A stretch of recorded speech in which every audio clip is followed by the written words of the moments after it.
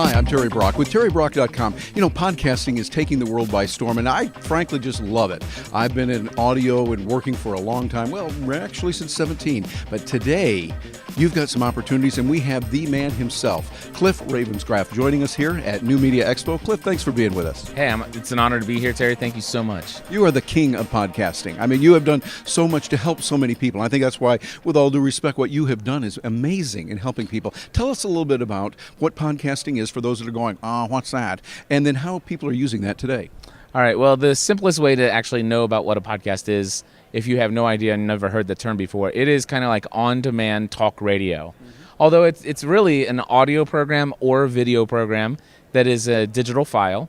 And the technical definition means that it can be delivered to you or a piece of software via what's called an RSS feed. Now, that sounds super geeky and stuff like that, but here's the reality. The reality is if you have a smartphone, you can download an application on your Android device, your iPhone, your BlackBerry has actually got it built in. Windows smartphone has it built into their music library. You can actually search for a podcast on just about any topic out there, whether it be hooked on wooden boats or golfing, mountain biking, business marketing, internet marketing, knitting, any topic you could possibly imagine. There's probably several podcasts for. Yeah, there's podcasts out there on knitting. Yeah, so exactly.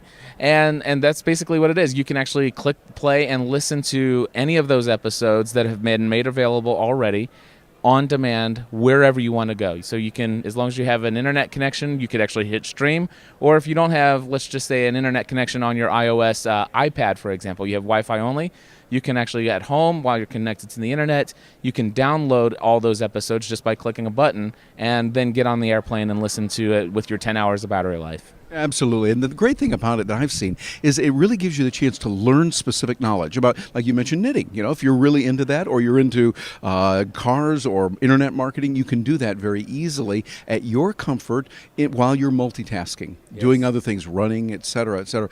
What are some of the ways that you're seeing people really generating income on this, since we kind of lean toward the business side of that? What are you seeing from others? Because I know you deal with literally hundreds and thousands of people, helping them to build their business and build more revenue by doing podcasting. What's working today? Well, a lot of people are tempted to go immediately into advertising. It's not my favorite thing at all. Podcasting, to be a successful podcast, I believe that you should actually narrow down your niche focus, actually focusing on a smaller audience. Yeah, I keep hearing a lot of that. Really be focused in your niche. So advertising, usually they want to actually pay you a certain amount of money per 1,000 downloads. Well, if you have 3,000 if you have 3,000 downloads per episode and they pay you $25, that's $75 a show. That's not necessarily going to do any more than maybe pay for your internet cost. So then some people go to sponsors, and basically getting a sponsor who actually understands who you are, what your brand is, what your show is, and they understand you might only have 3,000 subscribers, but to them, they understand that that's 3,000 people who are diehard mountain biking fans. Yeah. And if they're a mountain biking helmet supplier or vendor, then you might be able to get them to say, you know what, I would love to sponsor your show so we can get our name, and maybe even use a promo code where your audience gets a discount. They'll be that way we can track the return on investment, if you will. So sponsorship is one way. A lot of podcasts can make money from affiliate relationships. This is where you go with a company. You don't have necessarily a very strategic where they know who you are and what's going on, but they say they've got a system set up to where if you send people to them through a link or through a code, they'll be able to track that. And basically they give you cost per acquisition or cost per, sometimes it's cost per click. So if you send traffic, for example, to focusatwill.com, which is not one of my affiliates, they only pay 50 cents per click to their per lead. So I don't necessarily bother with anything that small. But even if somebody doesn't sign up, if they just sign up with a free account and they click through your link, then you get 50 cents. But there are companies, let's just say a web hosting company, for example, who maybe starts out at $65 an hour or $65 for each person who signs up using your affiliate link. But then all of a sudden you've done so many referrals to them, you can say, hey, I've seen other people paying more than this. In fact, somebody's telling me they'll pay me $150, and that person that you already have a relationship will say, we'll pay you $150 for each person that signs up. And then all of a sudden you get 20, 30, 40, 50, 60 people a month who are actually signing up for web hosting because your target audience is looking for a place to put their WordPress website, like a podcastanswerman.com.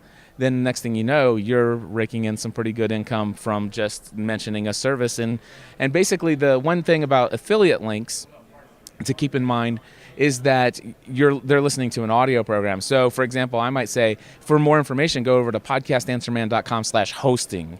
And you'll read my entire thoughts on whether or not you should go to shared hosting or a virtual private server. And then basically that's where all those links are. Or, I may have other link. For example, I could say, go to gspn.tv/audio. Or no, podcastanswerman.com/audio. And that'll take you to a different landing page on the internet, which is another affiliate relationship I have. Yeah, and those are excellent ways to do it. So there's a lot of ways to do it. Another way that a lot of our listeners will be looking at will be you put out really good content, like you do. Mm-hmm. Great content. People are really listening to that, consuming it on a regular basis, and then people say, yes, and I can come speak to your group. And the whole point is, I am a speaker, I can do that. Or I have a coaching program or a membership program that offers a unique skill in a certain area. And people say, hey, I like what you're doing for free, and we can do it. So it seems like there's a lot of ways that you can make money with podcasting. Yeah, in fact, I don't like the idea of monetizing a podcast personally. I think it's you're thinking too small when you think about monetize. How can I monetize this podcast I put out every week? Instead, how about seeing this as, how can I build relationships with my prospective clients? How can I give something of value that really serves my target audience? And how can I use that in such a way that these people understand and know how well versed I am as an expert in this industry, that when it comes time for that target audience to actually need a little bit of personal help, or they need a product or service that I offer, that they instantly know that this is the person I can trust to buy from. So my favorite way to monetize a podcast is not to monetize directly, but indirectly by offering valuable products and services and giving away the podcast for free. I love that. That's my feeling very fervently, that we give lots of value. And of course, I talk about relationship marketing and what I call R-commerce, not e-commerce, but the relationship commerce. And so you build that rapport with people. People love you. You're given great things. Pat Flynn does that. You just finished a session with him. And I love the way he does that. And then the money naturally comes because people want to be there. Well, let me ask you this, though. There's a tougher question here. You put the podcast together, and it seems like a lot of people can do the first one or two or three, and then you kind of run out of steam. So how do you, after doing, I think the accurate number is 500 bazillion podcasts that you've done, you do that, how do you come up with ideas? Where do you go to the well to get the ideas and the inspiration to crank out that next podcast you got to do when you've kind of talked about everything before? Well, first and foremost, I only podcast about things that I'm passionate about.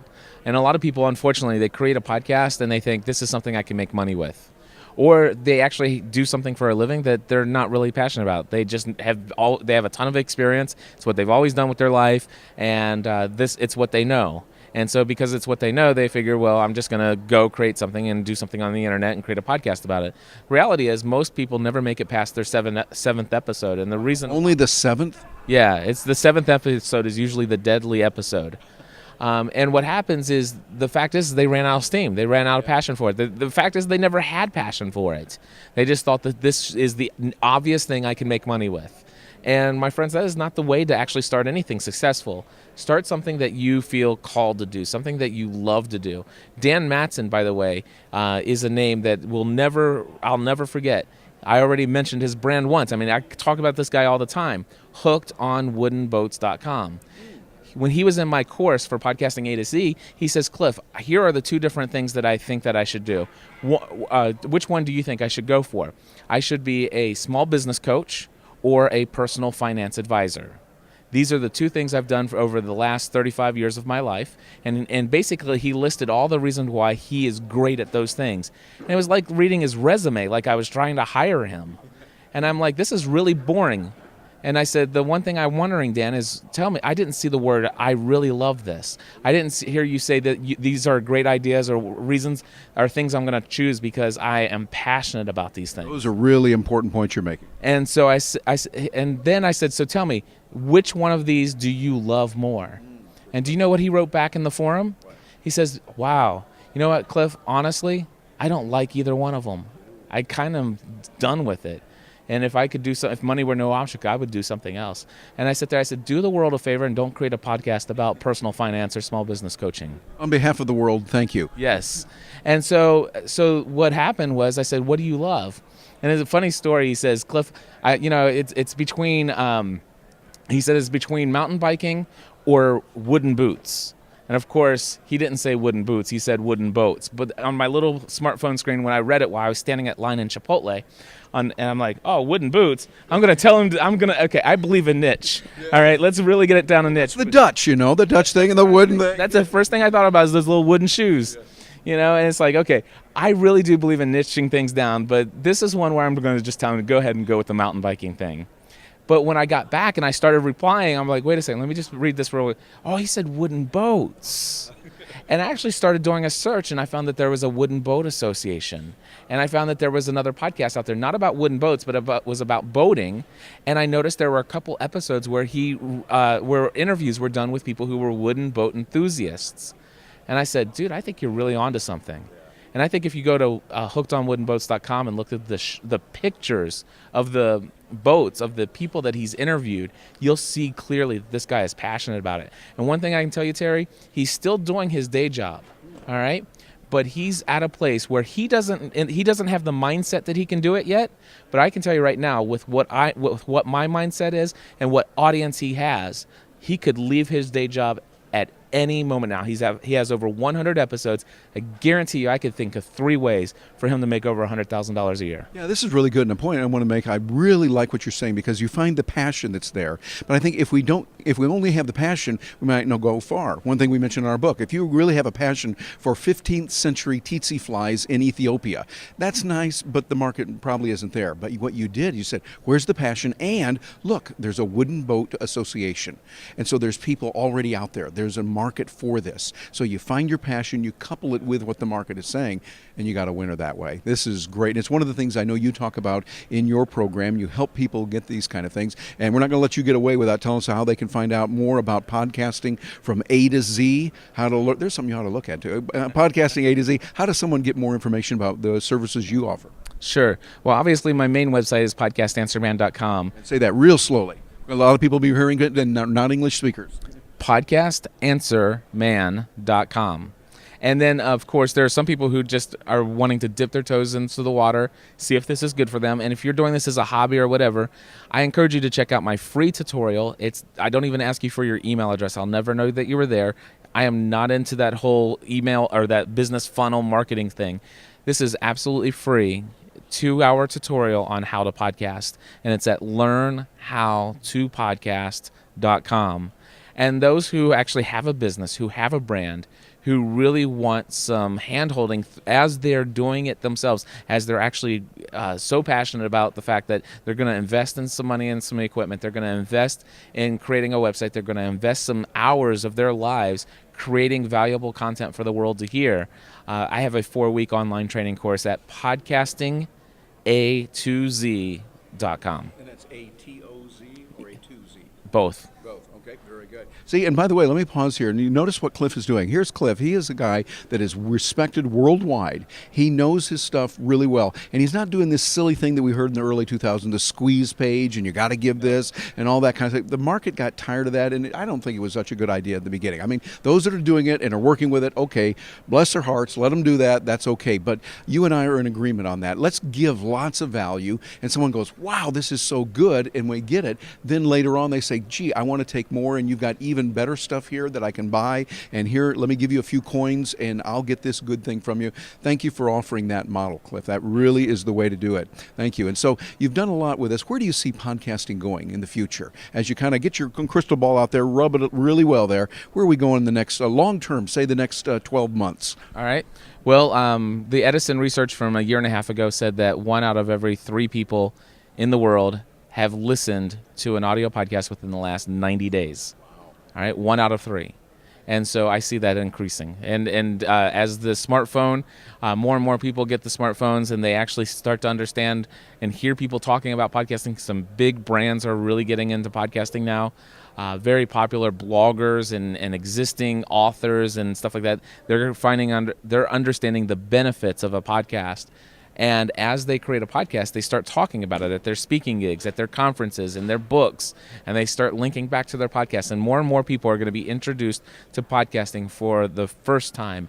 And once somebody I would say that probably 8 out of 10 people who actually experience a podcast for the first time fall in love with it. Yeah, I know, because there's so much out there. I love mine. But one of the challenges I have is I've got this many podcasts in this much time, and that becomes one of the challenges. But there's so much good out there. And I want those of you that are listening to this to think about it. Here's a way for you to, number one, on the listening side, to learn and consume on wonderful areas. I listen to internet marketing and social media, as well as history. I love the Thomas Jefferson Hour. I get to listen to Thomas Jefferson, our president, talk about current events. Well, it's someone who's trained and understands him, but he's doing it. I'm learning that, and I learn other things because of the podcasts that are there. And what Cliff has done for us, he's shown us a way to take that, make a real business out of it, but have fun and really touch lives with it. Cliff, thank you so much for being who you are. You're a gentleman. You are a person that we really appreciate with your integrity. Thank you so much for all you do. Thank you very much. It's an honor. Thank you for joining us today.